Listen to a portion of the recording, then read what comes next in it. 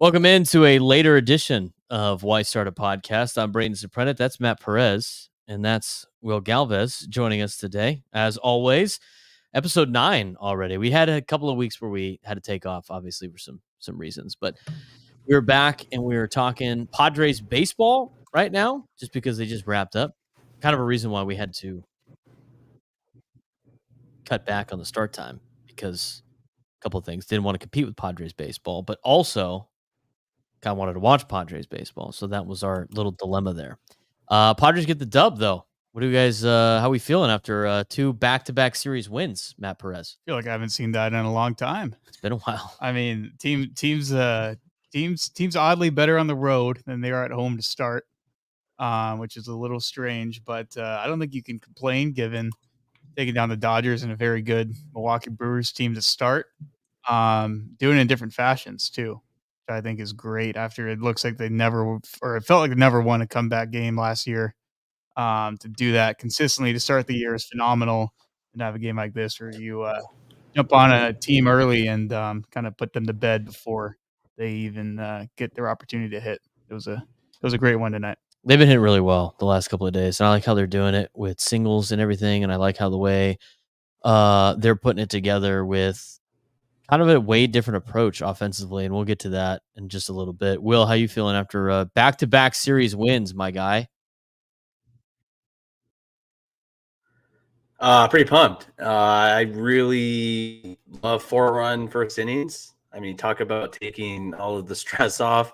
I don't really see that often with this team, let alone feels like with any team. So it was cool. Steve's came out and dominated. I think riding the momentum of the Dodgers series win. I was a little worried, especially having to travel to the Midwest, and the fact that they get the series win is pretty great. And this is something we didn't see last year. And I know it's still really super early in the year, but man, building blocks, right? Like small victories, like start adding these up. And eventually over time, we're going to see, hopefully at the end of the year, taking care of business like this. We're not going to be stressing for that final wild card spot, Yeah. And here's the deal with like the first month of the season. I've talked about it on my talk shows, but the first 2 months of the season is very tough. It's a very tough start to the season for the San Diego Padres, especially coming off of last year. And, with everything that goes on with the first couple of weeks, you want to get off to a pretty good start. And you have to, kind of get off to a good start because you don't want to dig yourself into a huge hole at this early onset. But let's kind of talk about like who they've played already. They've already played the Dodgers twice. They played the Cardinals, who are not really doing that well, aside from the 2 out of 3 that they beat San Diego. But that's a team that's supposed to be competing for a division spot. The Cubs are a good baseball team. I mean, they've been red hot after leaving San Diego, and they took 2 out of 3 from the Dodgers before San Diego. Giants aren't very good, but you're always going to get tough competition with division games. And then you look at like Milwaukee was 10-3 or 10-4 before you played them. You've already won the first 2 games. You've won a series against Milwaukee. You got Toronto coming into town, who's expected to compete in the American League East. You got the Rockies mixed in, obviously, which is not that big of a deal. But with the Colorado Rockies, you know that they're going to give you the Padres always have trouble in Colorado. Phillies, Reds, 2 teams that are playing really good baseball right now. Diamondbacks went to the World Series last year. Road trip to see the Cubs, who just played, who I already mentioned. Dodgers again. Rockies at home. Braves, Reds, Yankees, and then you finally on Memorial Day get a break with the Marlins, followed by the Royals, but the Royals are in first place. Those first 2 months are very tough for a team like the San Diego Padres. So at the beginning of the year, it was the top conversation has always been, can you be around 500 after the first 2 months? Because you're going to be in a really good spot. Right now, the Padres are 2 games above 500 after a really good week. That could have gone in a lot different direction had they not beat the Cubs 2 out of 3 and had they not beat the Dodgers 2 out of 3 and now beaten the Brewers for the 3rd consecutive series in a row.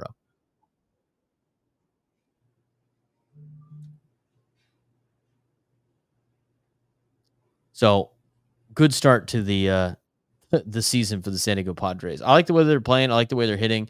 It's been really good. A lot of singles back to back to back, which I love. And here's the thing that makes like good. I talked about it with the Dodgers before on this podcast, but also as part of the talk shows. What makes the Dodgers always really good is they have those selfless at bats where they're not trying to do too much. They're not trying to hit the ball over the fence. They're not trying to, you know, worry about padding their own stats. They really go up there. They have a good approach. Get base hits, find ways to drive in runs, find ways to manufacture runs. And the more that you could do that, the better your offense is going to be because it's a more well-rounded offense. Finding different ways to score runs, and that's been a major key to success for the Padres the last couple of days. That's been the entire MO, I think, in the last. I mean, you see it today, and Manny's hitting the pitcher left and right, and you get some bloop hits and some duck far. I mean, like hitting the home runs are great, right? I mean, get scored right off the bat, but just seeing the ways that they are stringing together hits. Like yesterday, they had one extra base hit, and that was like relatively a garbage time double by Eggy Rosario, right? Just being able to play selfless baseball. It's kind of like what Mike Schilt believes in, and kind of seeing them commit to that early on. And the fact that I think that they're getting success by doing it, I think as a player, it kind of gets you to buy in a little bit easier. Kind of like, hey, this approach, this thought process works. And then when you get later on, when you are hopefully in a playoff chase or you're back in Dodger Stadium or you're, facing the Yankees at home and you kind of have some sort of a, oh crap, like what are we going to do? You got something to fall back on, right? Like you talk, like it happens in football. Like what do teams do when they're in trouble? It's something that they Run the ball. Yeah, they can run the ball or they pat or like whatever. The Padres like, hey, like we know how to play. Like we know how we can score runs and create havoc on the bases and have winning baseball. Something that didn't look like they knew how to do for all of 2023. They're doing it. It's 100%. You got to be able to find different ways to drive in runs. You got to find different ways to get guys on base, and they're doing both of those things. And last year when looking at this team, you saw a lot of times where they were trying to. It seemed like everybody was trying to hit one out of the ballpark, and just with bad at bats, not really putting good at bats together. And it's been very interesting to see them be able to, kind of go away from that. And I got to say the offensive approach is just 10 times better than it was a year ago. And some of those guys that used to be on the team that are on other teams now. I mean, I watched Trent Grisham's at bat. One of them yesterday against the Blue Jays for the Yankees. It was the same stuff. It was like first two pitches were a ball. He took a pitch right down the middle at 95, and then he ended up popping it up, two pitches later. I was like, oh, it's the Trent Grisham that we saw here in San Diego. But I think the other thing too is the bottom of the orders is finding ways to contribute, and it's not Trent Grisham and Austin Nola and guys like Taylor Colway at the bottom of the order. You're getting guys contributing, and even though maybe statistically they're not some of the best, with a guy like Eggy Rosario or Tyler Wade, or now Luis Camposano, but those are guys that are finding ways to be productive as well. So it's not just a top heavy lineup. Kind of touched on this last week about having a lineup with some length to it, right? When you have Jackson Merrill sitting over 300 in your 7, 8, or 9 hole, it's going to give the top of your lineup more opportunities to drive them in. I think that's been like the biggest deal is like you're seeing guys like Profar step up in 5 hole and then camp in the 6. It's not just, you're relying on your top 3 or 4 guys, which have played great, right? I mean, Cronenworth's gotten off to a hot start. Manny's gotten off to a hot start. Fernando's Fernando. But just knowing that each guy can kind of do what they need to do until you're in about the 9 hole with like a Wade situation. That's honestly been the biggest key, just having that length in that lineup. The other thing too with this team, I mentioned on my show on Sunday is, we kind of talked about it for a second, but like, let's take a look at like guys like Tyler Wade for a second. I mean, to be honest with you, is Tyler Wade like a phenomenal player? No, but Tyler Wade is doing Tyler Wade things. Like he's playing at the best of his ability, and he's finding different ways to contribute offensively, even though he's not necessarily the player defensively. And you're seeing that with a lot of different guys on this team, and you're finding different ways, as I mentioned before, to score runs. And let's talk about Jackson Merrill for a second. I think Jackson Merrill's off to the best start he could potentially be on.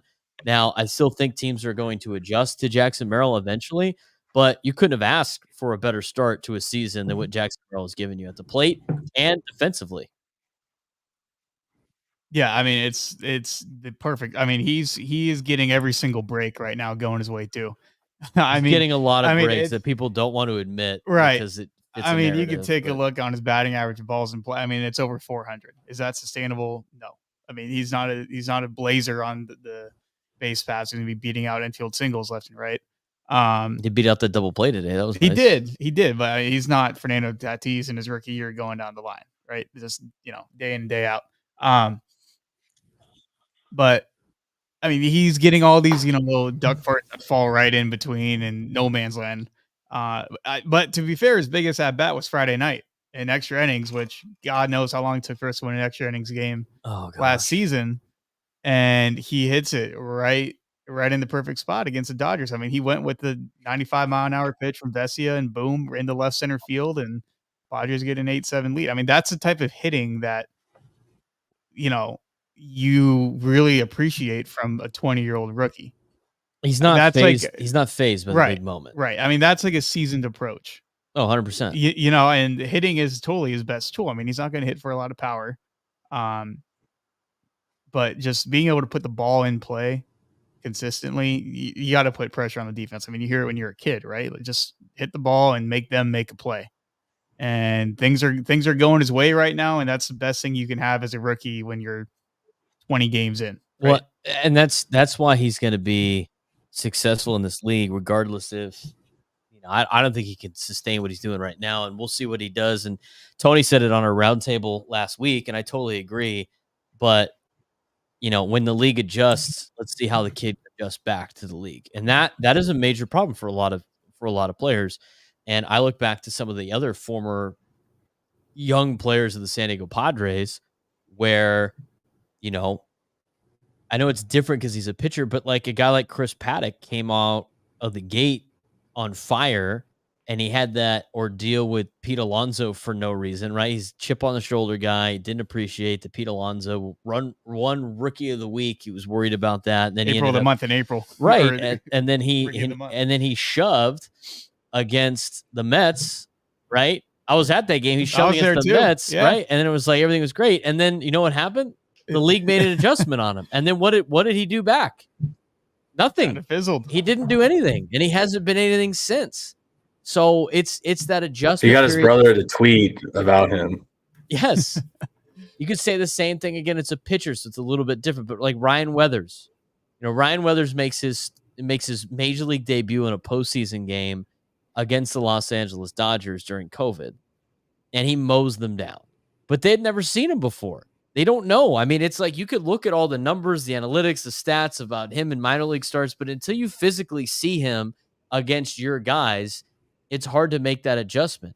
And then what did the league do? Made an adjustment on him. And then all of a sudden it's like, well, this Ryan Weathers guy sucks. Get him out of town. And because he couldn't make that adjustment back, tonight he has 10 strikeouts against the Giants. He's starting to figure it out. But again, he's so young. Right. Like these guys are so young. You have to give them time to develop. And a lot of these dudes, like, I think a lot of fans just assume, and media members are talking about this too, and so are scouts. But I think a lot of people are assuming now that the norm is Ronald Acuna Jr. and Fernando Tatis Jr. and Bryce Harper and some of these players that came, Juan Soto that came up at 19, 20 years old, that are just beyond belief superstar talented players that, one, it's easy to do, and two, a lot of guys can do it. But the reality is, I mean, even if you're like 25 years old, that's still very young in Major League Baseball. And like you're a guy like Ryan, like how old's Ryan Weathers right now? 24? Probably 23, 24. 23, 24, right? I mean, he's starting to figure out how to like fix it right now. He still has his prime years in front of him. He can still be a really good pitcher. Same thing can be said about Mackenzie Gore. I think you're going to see it in DC with CJ Abrams. Yeah, CJ Abrams is already right. He's already balling, right? Because it was 2 years ago. They brought him up too early, right? I mean, it was a need thing, and they're like, "Well, we need him," and it was like, "Well, he wasn't playing," and then there was like kind of on the fence, and he hit like just above 200. Like, what did he hit, like 230? I think he hit like 230 for the Padres, and they ended up trading him for Juan Soto, which I thought was a good move at the time. I still think it's a good move because Juan Soto was going to do more for you over the next 3 years than CJ Abrams was. CJ Abrams finishes that year hitting around 230, hit a little bit better in Washington. Kind of struggled last year, but really turned it on at the end of the season because the league adjusted to him and then he adjusted back and now he's doing a really good job. So it's at the beginning, the young guy is always going to have the advantage. He's going to be able to succeed. It's what you do after that first adjustment to tell me whether or not you're going to be a pro and whether or not you're going to be a dude that could be in the league and be that superstar that a lot of Padres fans are already ready to crown this guy as. And I'd love to see. I mean, if the Padres could develop their own guy and this guy is a superstar, then you got to start thinking about giving this dude a contract as soon as possible so you can have those Atlanta Braves style teams where you have these team friendly contracts. We'll get that to in a second. But to me, I think Jackson Merrill's off to a great start. I think he's going to be a great player, but I can't build a statue for him at Park in the Park until he adjusts to the league's adjustment. Totally. I'm totally with you on that. Everybody buying a Jackson Merrill jersey might need to pump the brakes. Yeah, buying the Jackson Merrill jersey. Maybe give it a couple months. Maybe he'll get an all-star jersey this year. Who knows? I mean, if he's playing and you believe in him at the rate that, player you think he'd be, you might get an all-star jersey. No, but I mean, not every player is going to be that Mike Trout, Ronald Acuna guy that's going to come out and light the league on fire and be the next face of the league for 3 to 4 years. Especially with this team. I mean, the Padres haven't hit on a homegrown guy in forever. I mean, if you want to count Fernando as homegrown because he was 16, sure. I mean, I would. But yeah, what is AJ Preller right? hasn't had his own homegrown guy that's been a mega stud. Right. I mean, one of his big first signings was Adrian Morejon, who's been up and down. I mean, can you tell me who the first draft pick to make the pros was for AJ Preller? He pitched yesterday for the Rays. For the Rays? Yeah. Bullpen guy. Phil Maton. Phil Maton was the spin rate on Phil. He was the first Preller draft pick to make it to the bigs. I mean, so it's been an interesting track record. I think the Fernando thing is very interesting when it comes to who developed him because he never played Fernando Sr. He never played a game for the White Sox. So you can't tell me like the White Sox developed him. He's got a couple of pictures wearing a White Sox uniform, but he basically did some workouts and some inter squads and then he got shipped off to San Diego. So who really developed Fernando if you want to go compare the Padres and the White Sox? I would say the Padres if those are the two comparisons, but I agree with you. Fernando was going to be Fernando regardless of what team he was on. He could have been drafted by the A's. He was still going to be a stud. I mean, the White Sox are the White Sox. I know they're awful too. They're not really good at developing either, so, but he was always going to be really good. And you haven't had those top players develop. And I've said it before and people now just think I hate Jackson Merrill and I don't think he's going to be good. I never said that. I've always said he was going to be a good player. I just said, you got to be patient with this guy and not try to run him out of town if he starts off slow. And we would be saying the same thing if he started off slow. We'd be like, hey, you got to give this guy some time. He's 20 years old. But the fact that he's had success, we just want to jump on it. Well, this is just who he is. 100% he's just going to be an all-star. And I think you got to temper your expectations a little bit because that's how you get into a sense of overhyping your own players to a level that they will never get to, and then all of a sudden you assume that they suck, which we've seen from Padres fans and the Padres a lot with their players that they overhype, and then all of a sudden they get sent out of town. Here's a question for the both of you. Who's been the greater surprise and led to more team success, in your opinion? Jackson Merrill, Jurickson Profar, or Jake Cronenworth?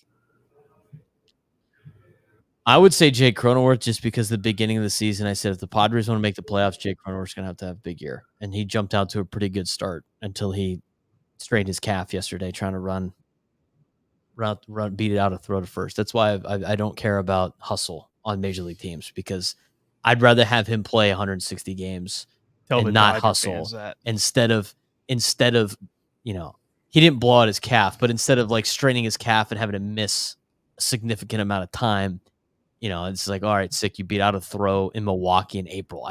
Yeah. I don't really care in the grand scheme of things. And when you lay it out like that, it's like it's the same thing. I'm tired of the Manny Machado doesn't hustle argument.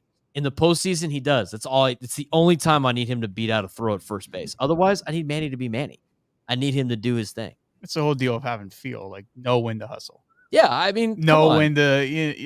Just know when to make the throw, right? Like, know when to force it. I got to bring our guy Johnny, man, who's in the chat, dude. Johnny in a pickup game last night in softball. In a game that the team didn't play for, in a no wins, we were already up by like 15 runs. There's like 20 seconds left. He tries to beat out a throw at first because he's pissed. He rolled over on a ground ball. The guy at first grabs the ball and tries to beat him with a bag, and they just collision at first base. And now he's good now. That's why I can pull it up. But now Johnny's all beat up, dude. His jaw's hurt. He's laying on the ground. I was like, well, you should have played high school football, Johnny. You got rocked by this dude that was being dumb, and it's like Oklahoma drill on seriously. Field. I was a little worried about our guy Johnny there for a second, but it was that's a time it's like you don't need to that was him just being pissed, but like that's what I do too, and I like hit and I got 4 games tonight. I'm not beating that throw out and taking one in the face. Like it's not necessary. And when you play 162 games, you can't focus on those things in those games. I mean, even if the game's close against the Rockies on a Thursday night in May, we got bigger fish to fry. So my pick, long story short, would be Jake Cronenworth, just because I think he's going to be the key to success based on where they're at money wise, how much money he's got. He needs to have a really good year for that team to do well, and so far he has, and so far they've played really well. Will, who's been the biggest impact for this Padres team? Jackson Merrill, Jake Cronenworth, or Jurickson Profar? Checking in here from my Kevin AC connection from Mars. So if you can hear this, my answer would be, I think Braden took mine, but Cronenworth's glove so far has been great too. And just you saw a couple plays against the Dodgers, so seeing that on the national stage was pretty awesome. I'll fade. I'll go Jurickson just because of his versatility. You can throw him in the outfield, you can throw him in the infield. He's putting together good at bats. Good clubhouse guy too. That I know that we're tired of hearing that, for the past few years or several years or decades, whatever, with the Padres. But what he's able to bring professionally, I think it's good for Merrill as well. And it kind of just feeds into all each other.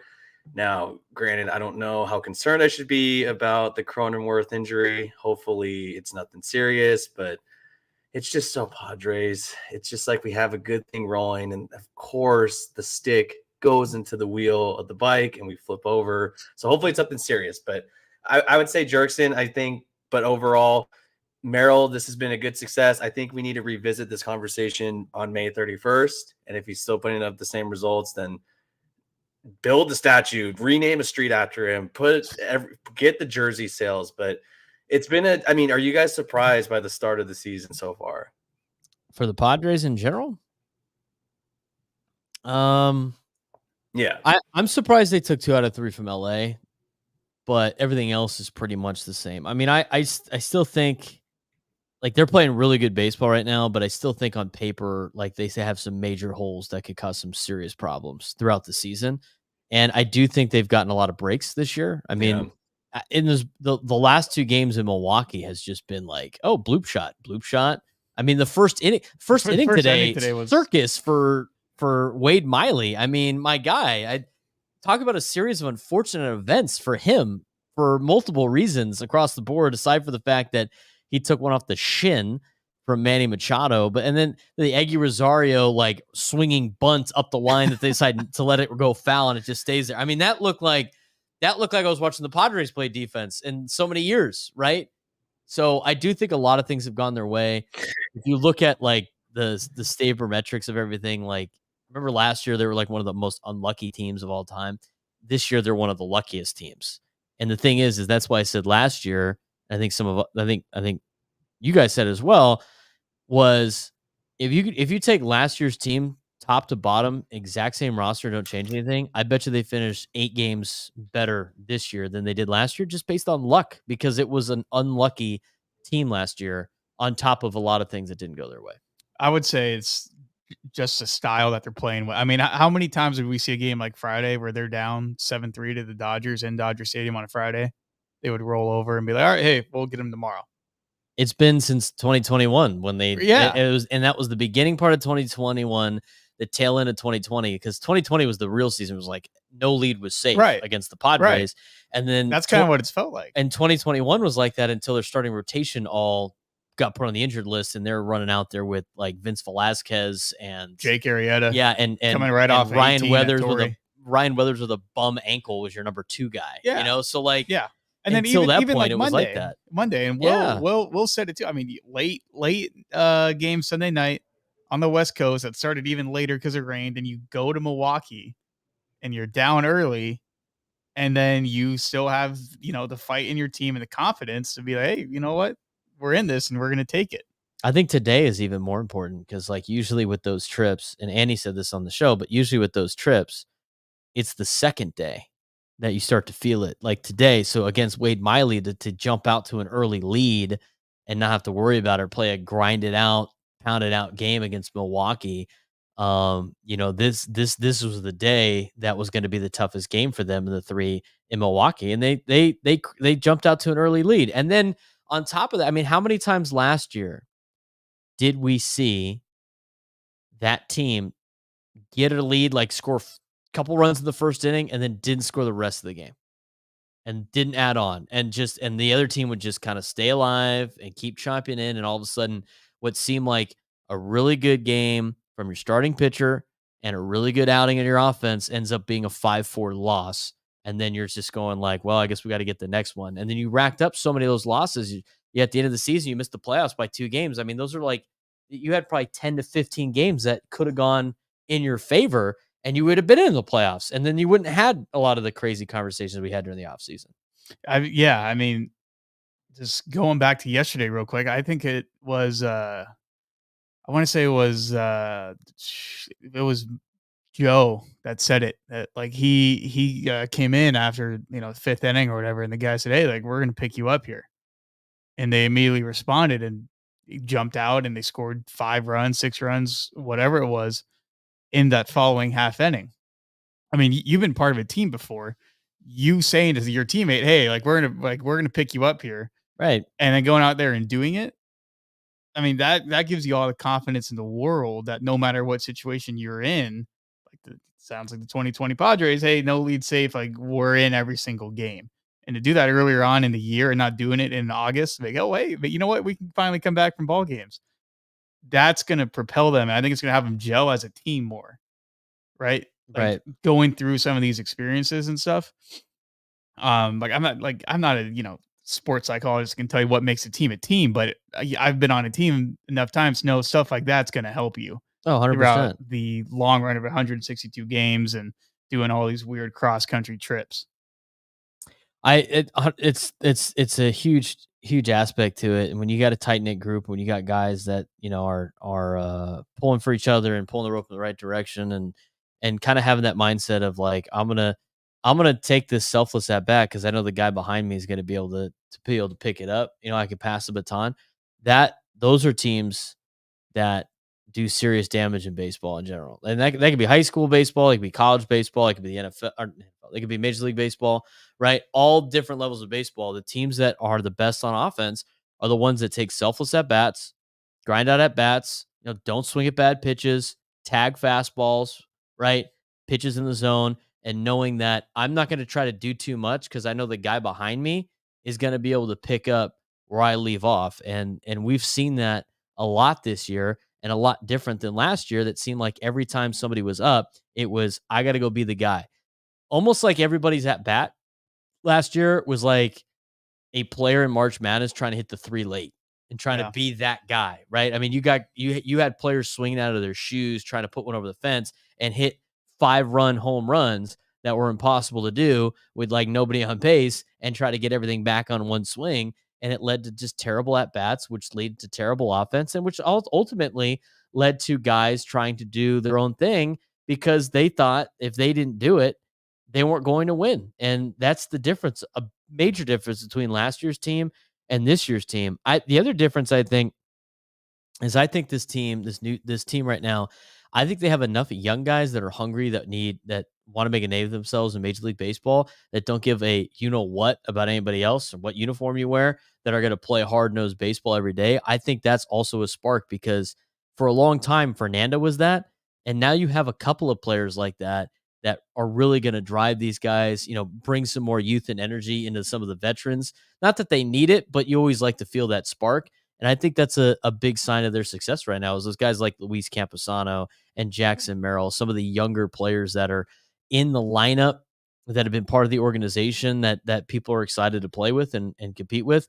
And those guys going out there and hustling and playing hard nosed ball. I think that's another big factor of this team this year. Yeah, and to kind of draw a comparison to life, it's like no matter I mean, if you're in, let's say, your like line of work and you have other people that may get paid more than you, have more experience, it's only natural to be like, okay, hey, maybe they can cover for some of my faults for being a young guy. Right. Right. So I think that might have been maybe a little bit of what you saw last year. It's okay. Hey, maybe if I won't do this, and so will. But that's not always the case. Right. So now, you have guys that don't give a, um, about, pretty much anything. Right. And hey, I'm going to go out there. I'm going to do my job. I'm going to work. I'm going to show and I'm going to prove it. And then the team, the company, the bit, whatever is going to, you know, be better off with that mindset. Right. So I think that's kind of like where this team is at right now. And hopefully where they keep going, because it's not just going to be the 26 guys that are here right now that are going to play for the next 162. Right. You're going to be calling up guys from the minor leagues the entire year that hopefully it's, that message has been translated from the top all the way down. And just given how Schilt is a big time player development guy and how they've made hires internally and advancing guys, I think that's going to be the case. I think so too. The other thing I want to mention, I mean, there's different ports in your like career for like any kind of avenue where your role is different, like as you get older. Like the veterans, it's kind of like coaching too. Like when you have your coaching staff, like the guys that need to be, kind of those rah guys to get the kids going are like the younger coaches. They got to be bringing the energy. They got to be bringing the big pep talks. We don't give a shit about anybody else. Like kind of that attitude. We're like in any type of game, like when you're coaching, and things aren't going your way, you got the young guys getting everybody like engaged, mentally engaged, physically engaged, like rah stuff, while the older coaches that have been there and done that figure out how to win. Right. I mean, they're the ones that are like, they have to stay calm, cool, and collected. I think the same thing is the case for, you know, players and in particular in baseball, where if the Padres are down, they need that big hustle play, right? You need somebody to beat out a throw. You need somebody to maybe just slap one in. You need somebody to create something on the base pass, and that's where those young guys like Jackson Merrill play a big factor. And then when you have those big moments, that's when you need that low heart rate guy like a Manny Machado or Fernando now, or Xander Bogarts that have been there, done that, have played in big time games, that understand how to be cool in the moment. That's where those guys shine. So it's a good mix. I think they got a good mix of young athletic players. I think they got a good mix of some savvy vets. I still think they got some holes to deal with, but overall, I'm pleased with what they've done in the first 20 games now. Where's the biggest hole you see on this roster right now? Out of all three aspects here? Yeah. Or the major aspects. I think your starting rotation's fine. I think if one player goes down, I think you're in a world of hurt. But I think it's solid. And I'm not, Joe looks like he's pitching hurt right now. I mean, he looks banged up and he looks just grinding. But he's I mean, as bad as his outing was yesterday, he got a quality start. He gave you 6 innings. Like he's gonna give you 6 innings. He's gonna fight to the end as long as his pitch count's not high. I'm not worried about you either, because you's a pro.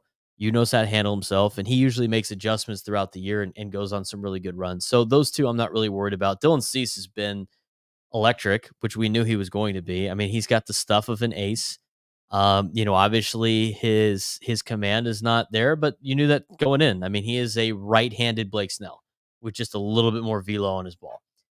So that's what you're going to get out of him. You're going to get, sometimes there's going to be some games where it's like 90 pitches through 4 innings. And there's going to be other games where he's just absolutely shoving through 7.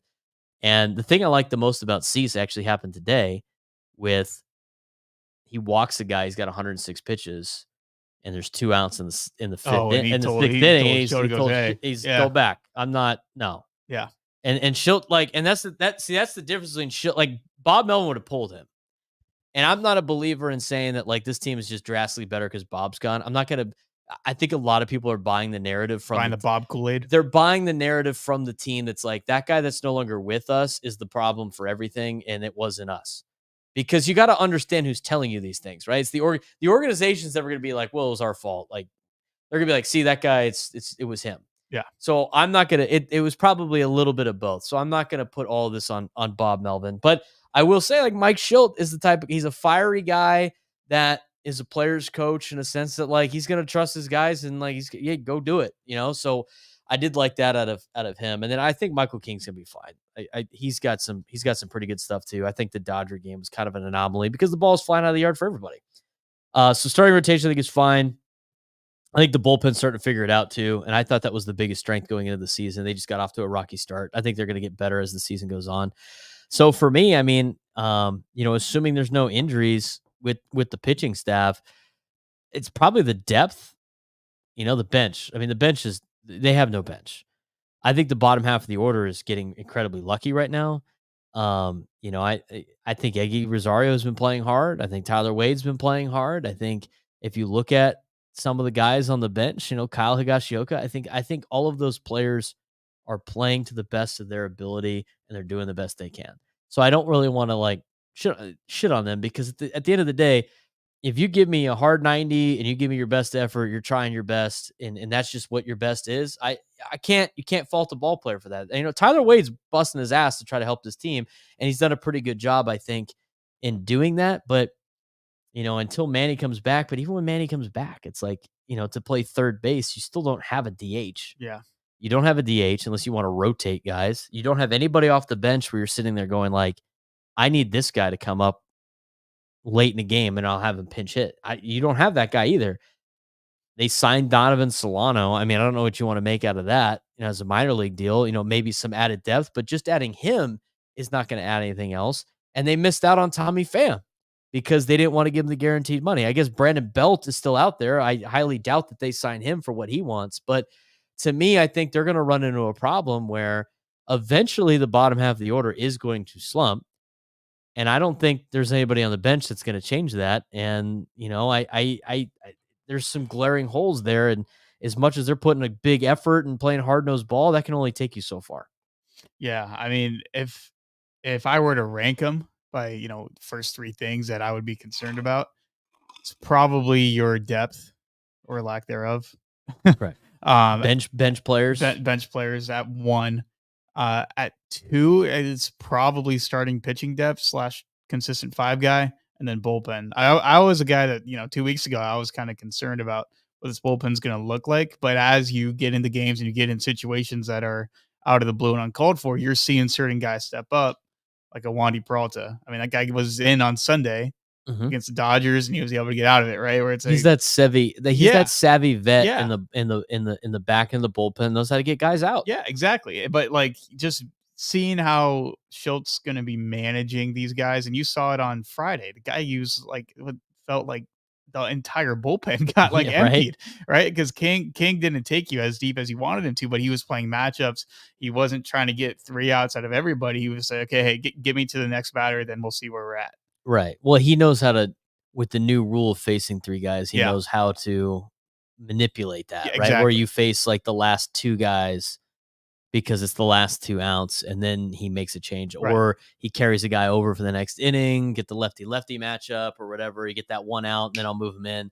I mean, for a fact, if Mike Schilt didn't have that rule, you'd have a new pitcher every freaking at bat. Oh, yeah. He would be using everybody. You'd be seeing about the three guys get an option at the end of the week to grab some guys from AAA, and, hey, you need some new arms. But I think the bullpen going into the season was one of their biggest strengths. And I really think that the weird start to their season and starting super early was kind of a reason for their bullpen to not be ready to go by the time the season started. And I only think they're going to get better. And here's where else they're going to get better. You're going to get, you and Joe and Dylan Cease, they're giving you six innings an They're outing. giving you like bulldog outings. They're grinding out outings for you where they're giving you, 6, and I think they're feeding off each other. And I like the competition within the competition between the starting pitching, within the game. And if they give you innings and you could save your bullpen arms, your bullpen's going to be at full strength all year. What was the big problem with the 2019 team? They got off to a great start, right? They got off to a great start because you were getting good starts out of Eric Lauer and Nick Margavicius and Chris Paddock and Matt Strom, but they were giving you like 4 innings, 4 to 5 innings for 4 innings shutout ball, and then it was like bullpen use. And then I have nightmares of seeing Andy Green come out of there in like the 4th inning. And then you got to June and your bullpen was exhausted. Oh yeah. And your starting rotation of all these young guys got exposed because they figured them out. And then it just went into the shitter immediately. And it was bad news. The same thing could be said about any team with veteran starters too. If you burn your bullpen out in the beginning of the year, you're going to have nobody left for the second half of the season. And you're going to have nobody left for postseason play. And right now they're keeping them strong, keeping them healthy. They have multiple guys that can close out games.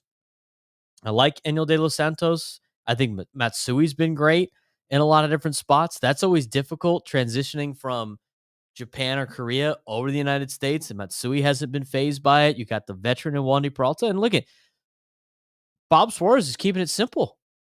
He's just throwing fastballs. He's just like, hit it. Go ahead. I'm throwing 100 miles an hour. Hit it. And until people start hitting it, they're gonna find they're gonna keep throwing the fastball, and he's gonna find different ways to get out. He's keeping it simple. Like we hadn't seen that out of Robert Suarez. He's trying to like dabble with the split, and he's trying to throw all his other pitches in there. But he's just like, I'm gonna get it with the fastball. I'm gonna keep it fresh, and he's been outstanding in the back half of that bullpen too. I think it's gonna be interesting with that number 5 spot. Matt Waldron, I thought had a really good outing against the Dodgers. He had him off balance, and he's throwing below the hitting speed, and guys have soft contact against Matt Waldron. I don't necessarily know that's going to keep up. I'd like to see Johnny Brito get some starts because obviously that's kind of more him. We've seen him not do very well coming out of the bullpen, and I think it's because he is a starting pitcher, and I think you got to find ways to get that guy starts, and we'll see what type of guys that they pull up from the minor leagues, because I'd like to see Randy Vasquez get an opportunity too, and I think he will at some point. I think that 5 in that rotation is going to be a revolving door. Yeah, I'm really curious to see what we get out of Michael King tomorrow. His start to the year has been weird. I mean, he came out of relief in Korea against the Dodgers, looked fine, and then his first home start against the Giants, he walked an insanely high number of guys, but like you can see the stuff's there. Like you can see the movement. You can see just from his frame that he looks like a big league pitcher that can withstand 6-7 innings on like a Joe, right? And then what was he throwing? Saturday or Friday? He was throwing. Are you talking about King? Yeah. King threw Friday. He threw Friday. I mean, the Dodgers tattooed him. Right. He was giving up home runs 5 all over the place. Granted, that's the second time that they've seen him, right? Because they saw him. It was the second time earlier. they saw him. But it's like he's had an outing where he's caught a lot of barrels, and he's had an outing where he's walked a lot of guys. Right. And he really hasn't given that many barrels throughout the season. It's like he's got he's gonna learn at some point to trust his stuff. And when that happens, I think that's gonna be a really, really good piece for them. To have the 4 solid horses that can win you a series, which is what they've done, right? I mean, the offense picked them up on Friday, and then they were able to take that series. And at some point, it's going to be the pitching that's going to be holding offenses to 1 to 2 runs a game. And King will hopefully develop into that later on in the year. I just really like his stuff. I like his movement. I like his deception. He throws a little cross body, which makes it tough for a hitter. And he's kind of the guy that the Padres, I don't want to say are banking on, but he was the main piece that came back. He's the prize piece deal. In that deal. Yeah. 100%. Again, he's still trying to figure out how to start in the major league level because, he made his debut in 2019 as a 24-year-old, pitched 1 game. And then, he pitched 9 games in 2020. He pitched 22 games in 2021, only made 6 starts, pitched 34 games in 2022, didn't make a start. And then last season, pitched in 49 games, only made 9 starts. I mean, he only has 22 starts in the big leagues. So he's still learning how to be a starting pitcher in Major League Baseball. And again, he's got really good stuff. And I think he's trying to learn how to be the guy that has good stuff. Because that was the big reason why they brought him in, right, is because of his stuff and the potential that he has to be a really good starter, a front end starter, not an ace, but like a 2 or a 3 in the future. But the only thing that's kind of a downside, he's already 29 years old. It's not like he's a 24-year-old figuring out. He's a 29-year-old, but I just don't think he's had ample of opportunity to be able to do that. Again, a 22 starts in the big leagues in 6 years is not a lot of starts, and I think there is an adjustment period to being a starter, getting guys out a third time and going through it instead of having to be a relief pitcher. And we're going to see. I mean, the most innings that he's ever thrown in a season was last year. He threw 104. Before that, the most innings he threw was 2021. He threw 63. And that's not a lot of innings. I mean, No. Guys that want to be really good starting pitchers in Major League Baseball, that goal they set is 200. Only 104 innings is not a lot. And I'm curious to see if they're going to try to ease him into it. But knowing Mike Schilt, I mean, they're letting him go after it. So we'll see what he does. I'm encouraged though, because I thought when they brought in Dylan Cease, I thought it went from being a rotation that could get you to the playoffs to a rotation that can win you games in the playoffs or win you series and advance you in the playoffs, because that one bugaboo for the Padres in 2022 was the one bugaboo in 2022 was starting pitching in the 4th spot. You had to go out there with Clev, Manaea, and you had to go out there with Manaea, and it's been terrible. So I think it's a lot better. Yeah. We'll see. Only time will tell. But Ruben Niebla, we've seen, can work wonders with guys. So King's in great hands. And I'm honestly just pulling for the guy because I'm that much of a believer in what he's got in his arsenal. You want to recap the Masters? Recap our time watching the Masters, or recap the event itself, because the event itself left much to be desired. Dude, it kind of fell apart, man. It was just kind of like it was weird. It was just like it wasn't weird. I mean, but like Scheffler just ran away with it, and then nobody was really close. And like when Morikawa couldn't get out of when he had that one chip that didn't get out of the bunker, it was over. And Scheffler went on to win his second one, and it's always fun to be a part of the Masters, but yeah, it's just I was just waiting for the thing to be over. I'm like, just give the guy the green jacket. It was the 14th and on the 14th tee box. Yeah, at one point I think it was a 3 or 4 way tie essentially at the top, where guys were all 7 under. It was like, hey, we're gonna have a little bit of a horse race here, and then the Swedish guy Oberg blew up on a hole. And then Morikawa found the water on a hole, and Homa got an unlucky bounce on a hole. And then after that, I was like, all right, put the kids to bed. This one's let's fire up Sunday night. Let's fire up Sunday Night Baseball, huh? Yeah, and I mean, if it was any other golfer besides Scotty, you're like, hey, there's a chance he might blow up too. But he's been the best golfer on the planet for the last 2 years, right? It's just like he can't do any wrong. I mean, even when he bogey, he'll come back and he'll birdie the next 2 out of the 4 holes. And so, all right, yeah, he's back. But I think we had a great time with the Masters. We had a little Azalea cocktail. Azalea cocktail is great. Is there anything more peaceful than just watching the Masters on a nice sunny Sunday with a cocktail in hand and you're dozing in and out of a nap and kind of paying attention to what's going on in the sports world, but not really? Mike fell asleep at least 3 times. Yeah, he never admitted it, but he was falling asleep, dude. He was dozing off a little bit. And we had a good BCD. We had a good buffalo chicken dip. BCD was money. The burgers nightcap knocked it off, and Padres ended up getting the dub against the Dodgers. It's great. It's great times. Great times had by all. Big time weekend. Got a bigger one coming up. That's right. Yeah, I'm going to be at the park all weekend. Friday, Saturday, Sunday. It's going to be a great time down at Petco Park. The residents of Petco, the mayor of Petco Park over here. There's a lot of other people that want to claim your title. I mean, Windsock Sam thinks he's Mr. San Diego. The guy's never been in the cooler. I mean, that's all he need. He doesn't. You know what? If you know where the cooler is in Petco, That's I right. I have a lot of respect for 100%. 100%. How many games we got left? Dodgers up 4-2 on the Nats into 6. Cardinals up on the A's 3-2, bottom 7. Mariners up on the Reds 3-1, top 7. And the Diamondbacks are up 3 against the Cubs in the bottom of the 6th inning. So fun, wild National League West. Fun National League West. Yeah, I mean, at least a start. But you would think the Dodgers are going to pull away at some point here if Ohtani figures out how to hit with runners in scoring position. The guy's got like one hit and like 26 at bats or something. It's like, all right, that's going to average out. Well, by the end of the season, he's been worried about Ipe, dude. That's covered now. He doesn't have to worry about that anymore. Saying that he's trying to hedge when he's up at the dish. Yes, he's trying to hedge some bets at the dish, my guy. I think it's gonna. Some people said at the beginning of the year that it was gonna be just as competitive as the AL East. It's AL with Baltimore running away with it. Well, just like how everybody in that division is good, right? Like everybody in that division is above 500, except for I think the Red Sox as of late. So the Red Sox are the Rockies. Is that where we're at now? Yeah, the Rockies are just exceptionally worse. No, they're not because they're 500. Everybody in that division is 500 or better. Boston's 9-9, Toronto 10-8, Tampa 10-8, Baltimore 11-6, the Yankees 12-6.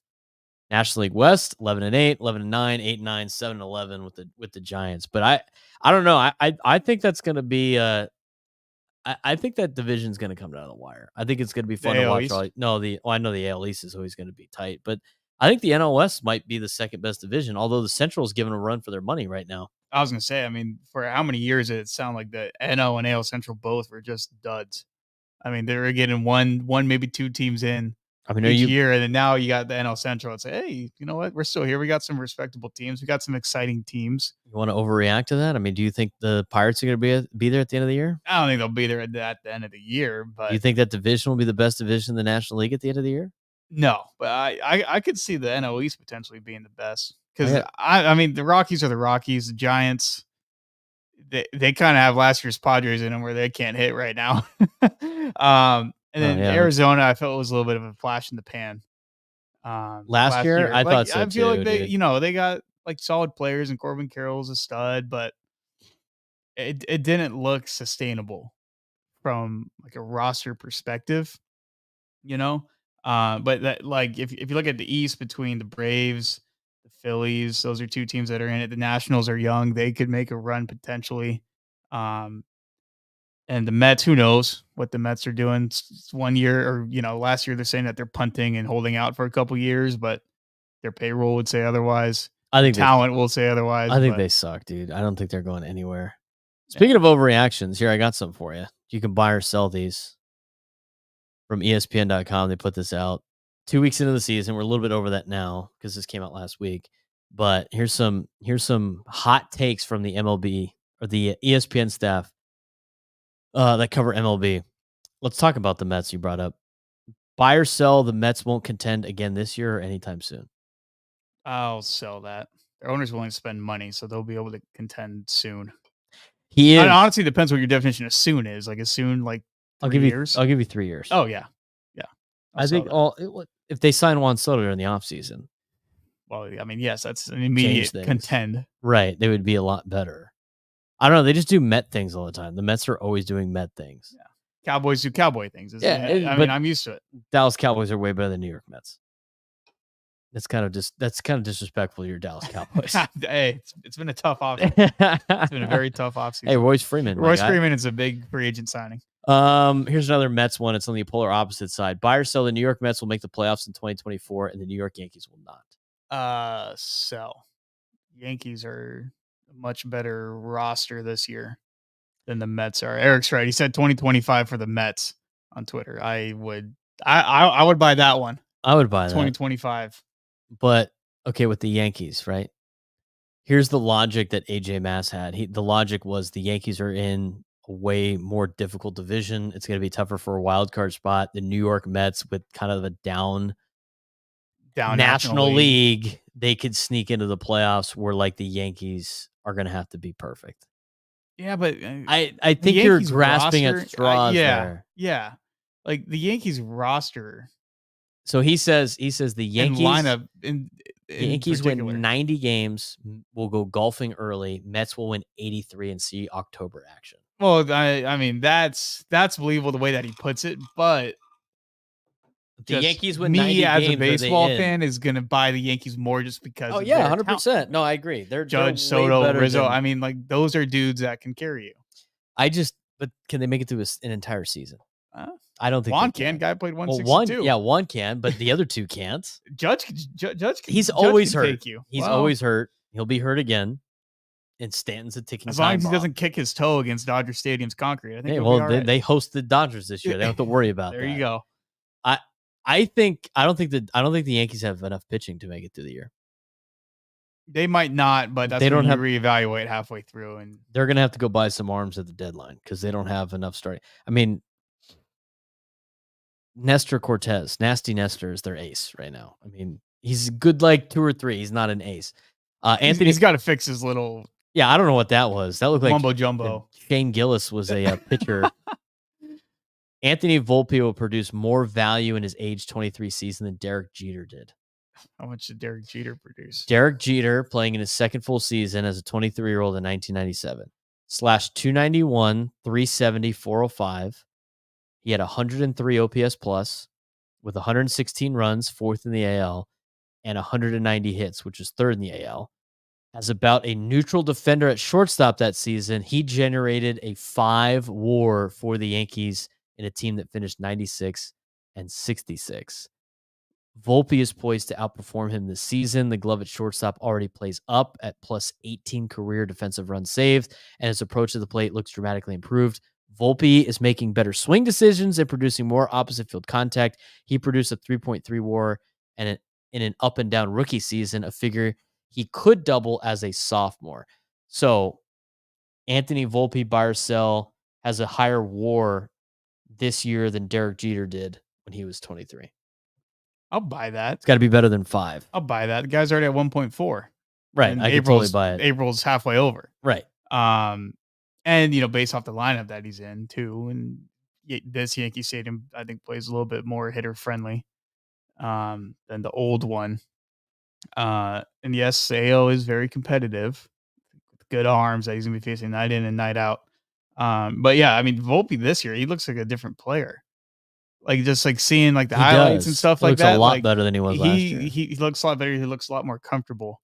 Way more comfortable. So I will buy Anthony Volpe. I could buy it because a 5 WAR doesn't seem like totally out of reach, right? It just doesn't seem that far out of reach for him. Next question. I got 2 questions for you on the Central divisions that we brought up before. Detroit Tigers will win the American League Central, buy or sell? I'll sell that. I can buy that. 4 under 25-year-old regulars: Spencer Torkelson, Colt Keith, Riley Green, Parker Meadows. Haven't hit yet, but they should. It's a good core group of guys. They're young. They've already jumped out to a pretty good start to the season. White Sox are not competing in that division. Are you sure? Yes.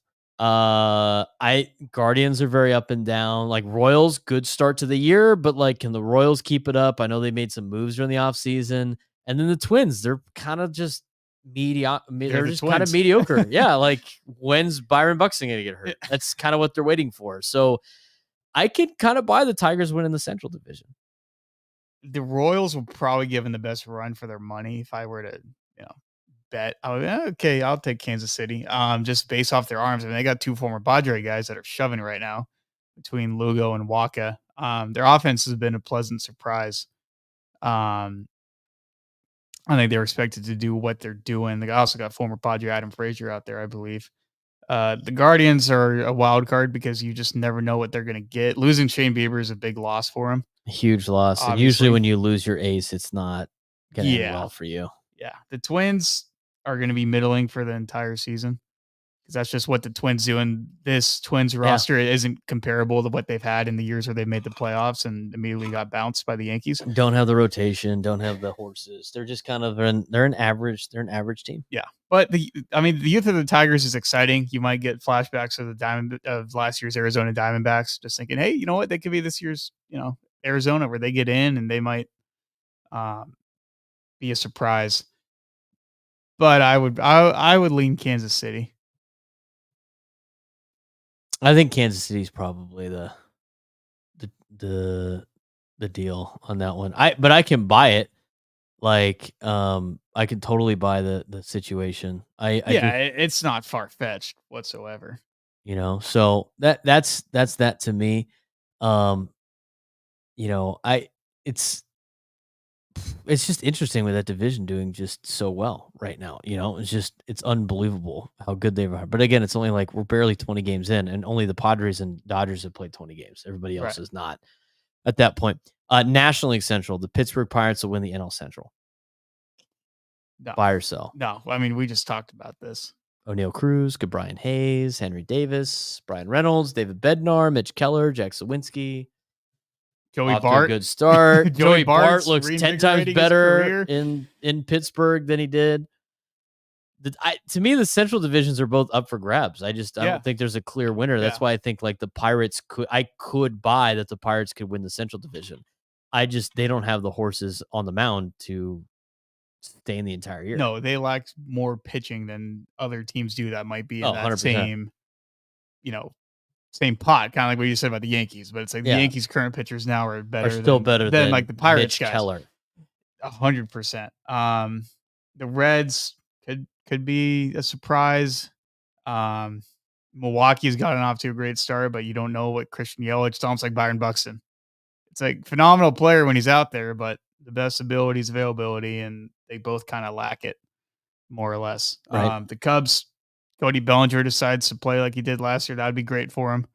Like we saw them against the Padres. Right, I mean, like that club is like a roller coaster. The Boris 4 right now are not really doing too hot. No, they're not. But they signed late, right? They're not up to par yet. Ron Davis says Hosmer not walking through those doors in Kansas City. Facts. He's not. Maybe in a podcast for him. Cole Parker 19 on Instagram. Pirates always start good and crash. The only difference is MLB Network had the difference between last year's start and this year's start for the Pirates. I remember last year they went like 25 and something. Yeah. They went on an 11-1 streak. This year's Pirates team, so last year they started 9-7. This year's Pirates team started 11-5. So already better than that. The run differential is way higher this year than it was last year. And, I think they're going to be, they're playing a lot better baseball than just going on a streak, which is what the reason was last year. That's why I think it might be a little bit different. Right. White Sox. Here's a good one for you. Oh, yes. White Sox match the 1962 Mets with 120 losses. Wow. Buy or sell? I'll buy it. Why I'll not? buy it too, Why not? dude. They're bad. I mean, they're bad from an owner standpoint. They're bad from an organizational standpoint. Fish stinks from the top, dude. Stinks from the head, my guy. I mean, they're selling tickets for $1 on SeatGeek. They're doing $4 giveaways. $4.15 tax break tickets. I had a buddy that was there last night. Are you going to Nostrini's deal? Yeah. Hell yeah. Our guy, Trevor Martin. Oh, nice. Yeah. He's out there in Chicago, and he caught the Nick Nastrini Major League debut for a cheap buck. Good for Nick, dude. Yeah. It was good. I thought he had a pretty good outing. Yeah. I wasn't able to watch the whole thing. I went back earlier today. I watched like the first 3 innings. He looked fine. good. Yeah. First time through the order, he shoved. Yeah. But they'd never seen him before. So like that was going to be the case. They even said on the White Sox broadcast, like, well, Nick's going to have the advantage here because they haven't seen him one time. And they talked to the Royals staff. They're like, look, we looked at his metrics, kind of all that stuff in the minors, but until we have guys going up there seeing him, we're not going to be able to do anything about it. Second time through, a little bit shakier. I mean, Vinny Pasquantino hit one to the freaking north side last night. And did you watch the broadcast at all? Did you see that part? No, they showed a replay. They showed a replay of the so he crushed. Yeah. As soon as he hit the ball, I'm like, that's gone. Yeah. And then they show the highlight. They show the replay, right? Here's a replay.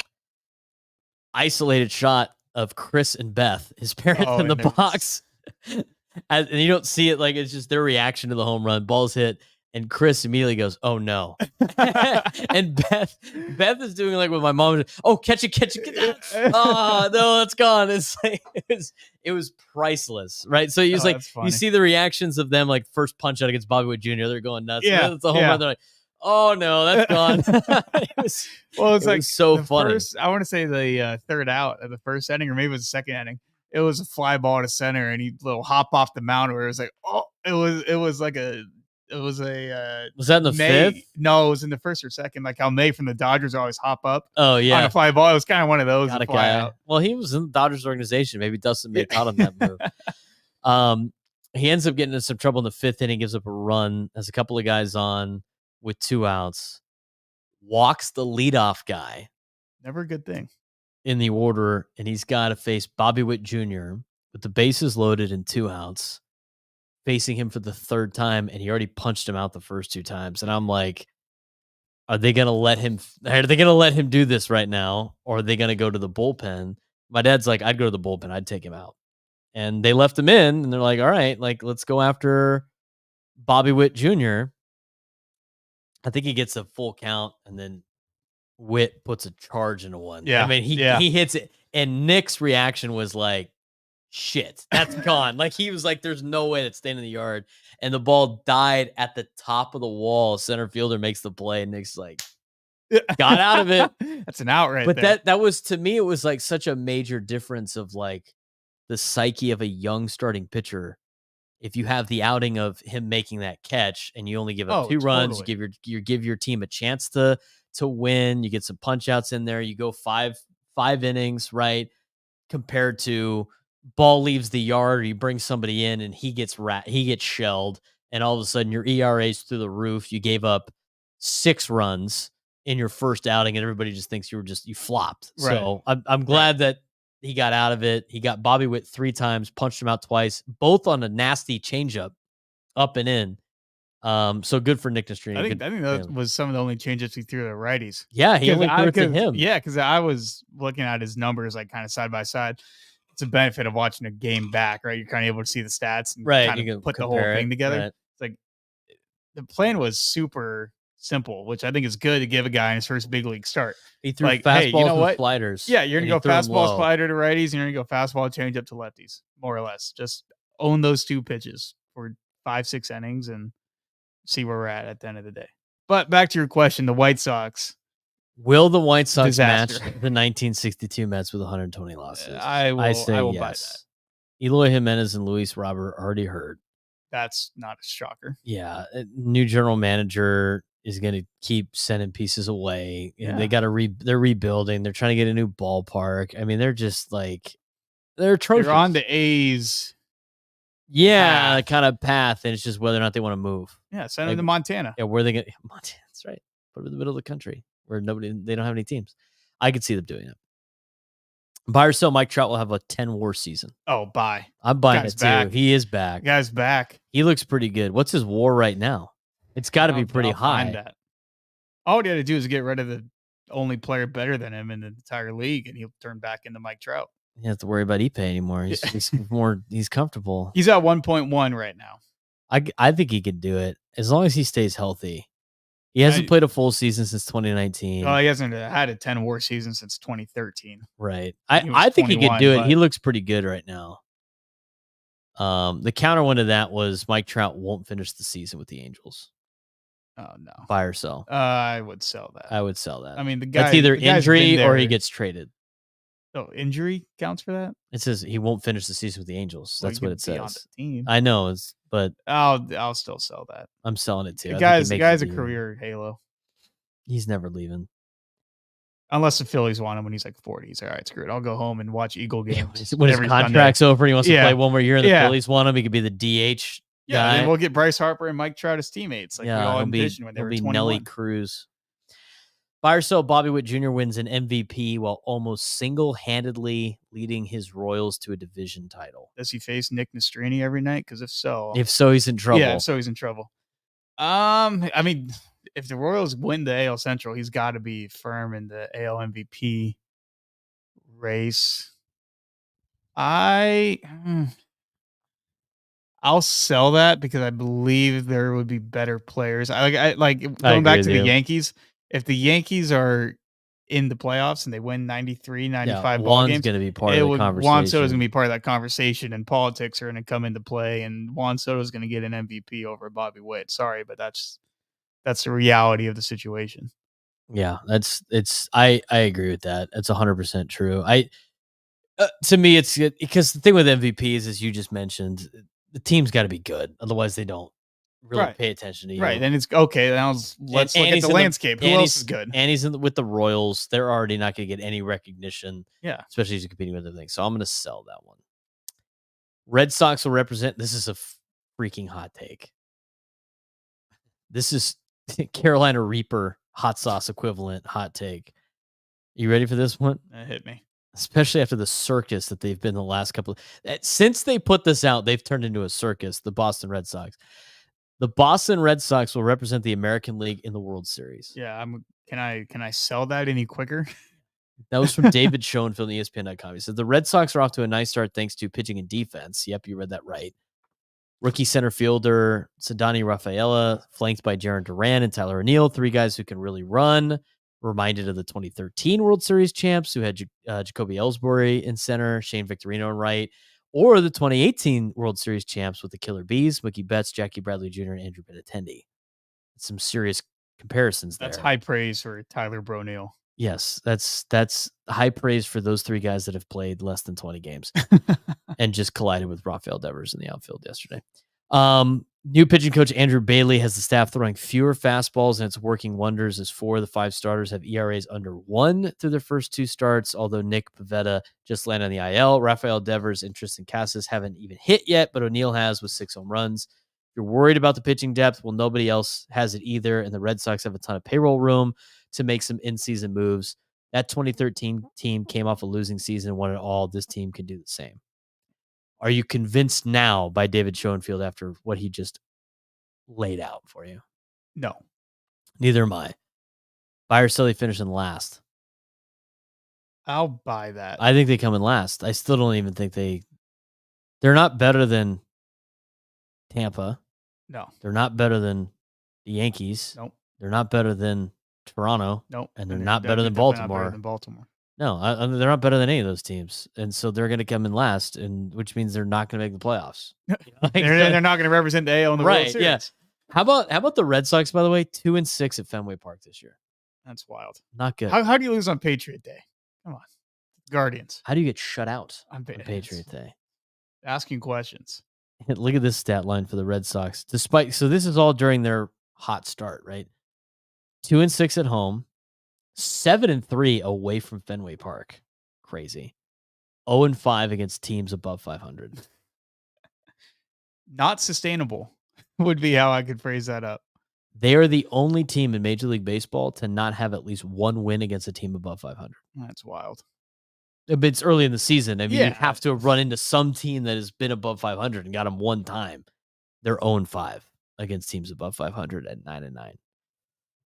Not thinking it's happening. I don't think it's happening. No, can't say it will. No, absolutely not. Last one for you. This one's very interesting. I like this one I talked about on my show. Ellie De La Cruz. This is from Jeff Passan. Guy knows ball. This is his hot take. This is Pepper X, hot sauce equivalent, is what it says. Ellie De La Cruz is going to steal the most bases this century and become the first 30-80 player in history. Oof. What's he at right now? Remember, this century, which means he doesn't have to do better than Ricky Henderson. 30-80 kind of gives me the number of where he's at.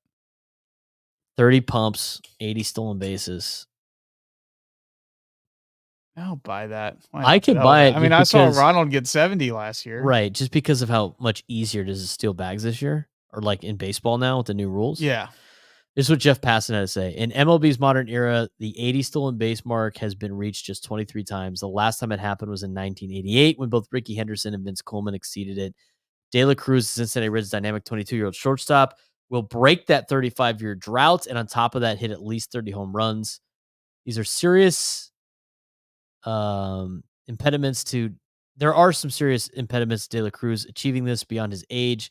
And the fact that this is his first full season in the pros, he strikes out a lot, like a lot. That's what Jeff Passan said, word for word.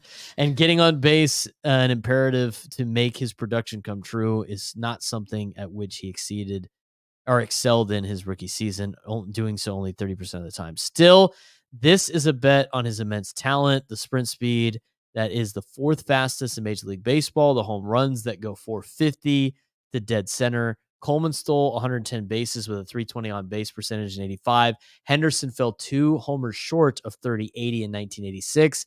It wouldn't be bold if it wasn't unlucky, but De La Cruz's start, 6 stolen bases and 3 homers in 12 games puts him on track.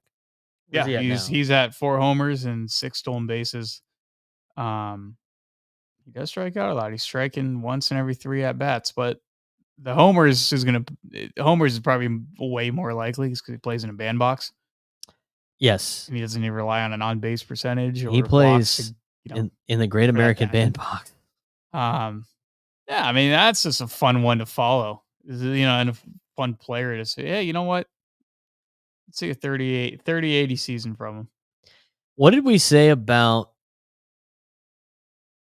I think we did one time. Like, what does somebody have to do in order to pass Ricky Henderson? Don't you have to steal like 100 bases or something? Oh, insane it's like or something like that? It's probably ridiculous. How many does he have? I forget. He's got like he's got an insane amount. Where it's like, even if you try to do it on MLB The Show, he's got 1,406. So you divide just divide that by 80, right? That hasn't happened. Yeah, divided by 80. 40 years. That's gonna take somebody 17 and a half seasons. Yeah, you're not gonna have wheels for 17 big league seasons. God, how did he do that? He stole over 100 bags 3 times in his career. 100 in 1980, 130 in 82, and 108 in 83. Run, Ricky, run. Jeez. How about this one? He stole 15 bases against a single team in 1982. In one game? No, like throughout the season. Oh, throughout the season? Oh, you can't throw him out. With the new rules and everything, how many bases do you think Ricky Henderson would have been able to steal nowadays? Double the amount that he has? 170, 180. 1,406 stolen bags. I mean, he even stole 3 at age 44 for the Dodgers. He played 30 games for LA in 2003. He stole 3 bags. Was there a defensive indifference back then? I don't know. It was 2003. He stole 25 for the Pods in 2001 and stole 29 for the Pods in 97 and 37 for the Pods in 96. Nice. How about it? Run, Ricky, run. So if Ellie De La Cruz does something that nobody's done in how many years? What did I say it was? What is it, 88? Yeah, since 1988. 36 years? When Ricky had 93 in 1988. Ricky didn't have 80 after that. So he would have to do that 17 years. Remember, Ricky Henderson played 25 years in the bigs. Yeah, the guy had an extremely long career. In the last 6-7 years, he was just playing for whoever the hell would take him. Mets, Mariners, Pods, Red Sox, Dodgers. I played for how many teams? 1, 2, 3, 4, 5, 6, 7, 8, 9. That's a good immaculate grid right there. 9 teams. His baseball reference where it shows all the jersey numbers is about 4 rows deep. Oh yeah, I'm sure he's probably wearing numbers multiple numbers for different teams. Multiple numbers for the same team sometimes. Yeah. Too. He wore 24. He wore 24 here, didn't he? He did. He did both times. Yeah, but I mean Toronto, he wore 14 and then he wore 24. It's hard to count like the A's, right? Because he came up in 79. So he obviously was going to change his number, but he went 39 to 35 with the A's. And then the A's changed their uniform, so it's 35 again. Yep. And then the Yankees, he was 24. 20, and then he goes back to the A's, and it was 22. And then he switches to 24 for the A's 2 more times. And then 14 at the Blue Jays, 24 at the Blue Jays, 24, 24, 24. Then he goes back to 35 with the Mariners. 24, 35 with the Red Sox, 25 for the Dodgers. Seattle Mariner legend Ricky Henderson. Los Angeles Dodgers legend, Ricky Henderson. Yep, him and Manny Ramirez, all timers. Yeah. San Diego Padres legend, Mike Piazza. That was a fun year, with Mike Piazza as a pod. You know, it's not a good day for Texas baseball when they lose to Texas Rio Grande Valley, and what's trending right now is the Augie Garrido speech. Wow, the fighting Steven Lancias. That's right. Wow, hey, Steven, I gotta check the box score. what a hot 36 hours. I gotta check the between box scores right Strini now. and Lancia. Yeah, the Scripps Ranch Little League products are doing exceptionally well. Buy stock now. That's VC John Rossi. Scripps Ranch Little League products. I'm pretty sure they got smoked today. Texas did. That's No, a they didn't even midweek post game. the score Don't yet. put too much into it. I gotta see how the boys did, though. You know, It's weird to keeping up with your rival like that. no, I'm talking about Stephen Lancia. Oh, okay, that's fair. I don't care about the Texas Longhorns. Yeah, Hey, you never 17-9 ball game, huh? Hey, here you go. Lancia, 1 for 6. Got 6 ABs though. Nice. 6 ABs. Let's what are you doing those at bats? They drove in a run. Drove in a run today. Do in your Austin, job. Texas. Do your Good job. job. Hitting 4th for the God, what are they The called? Vaqueros. Are they the Vaqueros? They are the Vaqueros. See, when I was at TCU, they were 2 different schools, and they merged into one school. They changed their name, but it was UT Pan American was the school, and then they changed it to Rio Grande Valley for some reason. Steven Lancia, 1 for 6, 2 runs scored, and RBI. Hey, good day at the yard. He had 7 plate appearances. He didn't have a walk, and he only K'd once, hitting 385 on the season. Well done, Steven. Nice. All right, some positivity in the show because it's time to wrap this up. Ron Davis, Ricky is for sure my favorite MLB player ever, and perhaps most lovable of all time. I don't know about most lovable, but well, Ron's an A's fan too. What a wild life. His dad grew up an A's fan, so he's an A's fan for Barron, and he's also a Dodgers fan. But he's from Bakersfield, so they always root for LA teams, dude. So he's stuck right in the middle. Yeah, I mean, it's the reality of things. But good showing out of Stephen Lane. We love to see the local kids do some damage. That's Matt Perez. I'm Braden Soprenet. We had Will Galvez. I think he took a 5-iron to his, or what was it, a wedge? Did he have a wedge? He had a 56 degree. He had a 56 degree that he's office spacing his computer right now. He's so upset. He found the club face, though, first time in a while. That's right. He hadn't seen that in a long time. Yeah. So he took it out on his computer. Hopefully he could do that for our Don's Lonely Golf Tournament we're going to participate in. For all of us here at Why Start a Podcast, thanks again for tuning in. We'll see you guys next week on the podcast.